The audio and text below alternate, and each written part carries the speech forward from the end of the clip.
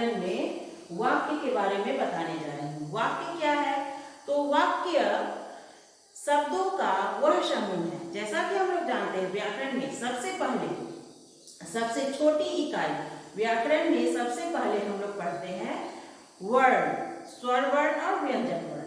और इन स्वर वर्ण और व्यंजन वर्णों की सहायता से जो है उन लोगों को हम शब्द बनाते हैं। क्या बनाते हैं? शब्द बनाते हैं।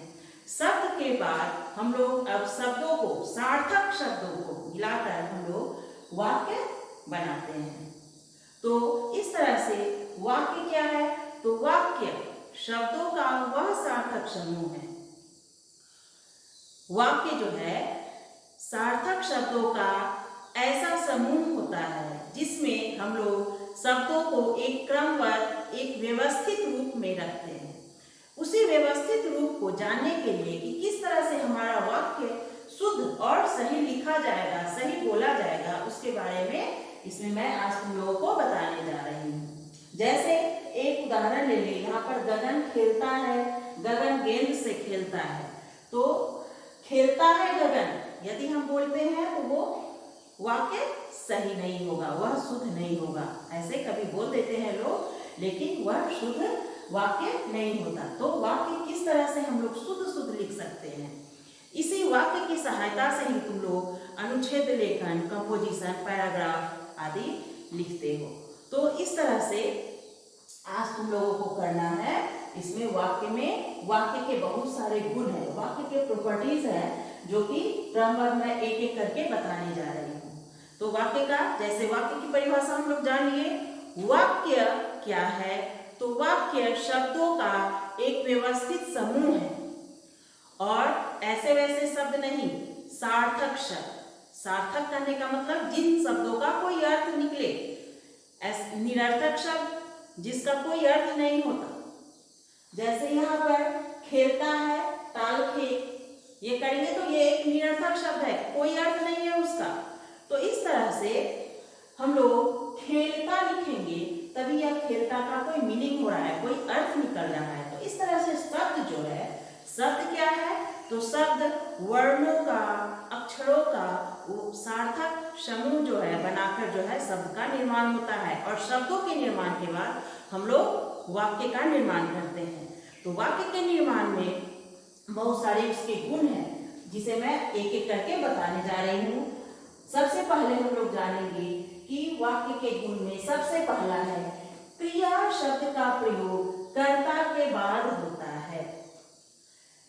कर्ता, तुम लोगों को कारक जैसे कि पहले बताए हूँ, कारक में कारक के 8 विभक्ति चिन्ह है। कर्ता, कर्म, करण, संप्रदान, ये सभी एक एक करके है। तो इसमें सबसे पहला पॉइंट मेरा आ रहा है क्रिया का प्रयोग कर्ता के बाद होता है। तो यहाँ पर क्रिया का प्रयोग जो है वो कर्ता के बाद होता है। तो कर्ता कौन है? गगन। जैसे कर्ता शब्द कारक के 8 विभक्ति चिन्ह हुए, उसमें सबसे पहला आता है कर्ता। कर्ता मैं कारक पढ़ा चुकी हूँ, तो उसमें सबसे पहले गगन जो है वह कर्ता है।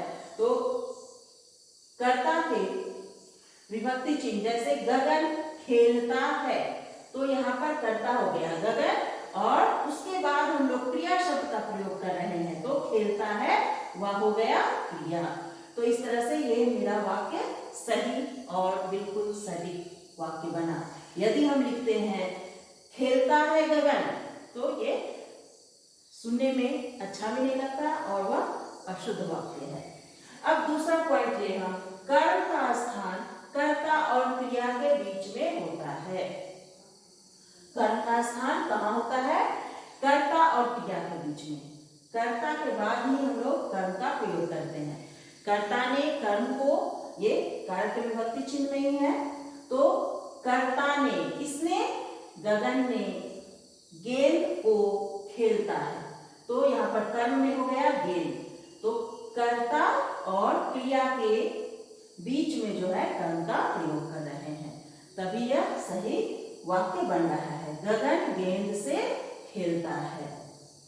अब तीसरे वाक्य में हम देखें तो माता बच्चे को दूध पिलाती है। इसमें हम क्या देख रहे हैं? इसका गुण क्या है कि दो कर्म होने पर गौण कर्म को मुख्य कर्म से पहले रखते हैं। अब यहाँ पर तुम लोगों को समझने की बात है। अब गौण कर्म कौन है? गौण कर्म वे कर्म हैं जो कि खास कर्म, तो यहाँ पर पिलाना हो, ये दूध पिलाना हो गया। मुख्य कर्म कौन सा है? दूध। और यहाँ पर गौण कर्म जो है बच्चे को, माता बच्चे को दूध पिलाती है, तो मुख्य कर्म कौन सा है? तो यहाँ पर मुख्य जो है वो दूध है। और बच्चे को यह गौण कर्म है, क्योंकि माता जो है बच्चे को दूध पिला रही है, अभी कर्म ही है लेकिन यह गौण है। यहाँ पर मुख्य कर्म जो है वह दूध होगा, क्योंकि माता बच्चे को दूध पिलाती है। तो इस तरह से हम लोग वाक्य के गुण जान गए। नंबर 1, क्रिया का प्रयोग कर्ता के बाद होता है। दूसरा, कर्म का स्थान कर्ता और क्रिया के बीच में होता है। तीसरा, दो कर्म होने पर गौण कर्म को मुख्य कर्म से पहले रखते हैं। दो कर्म हो गया, एक बच्चे को और दूध, तो यहाँ पर ये गौण कर्म है, गौण कर्म लिखा है। बच्चे को गौण कर्म हो गया और दूध जो है वह मुख्य कर्म में आएगा। तो इस तरह से ये 3 पॉइंट हो गया। अब नेक्स्ट हम आगे जान रहे हैं अगले पार्ट में कि चौथा पॉइंट कौन सा है।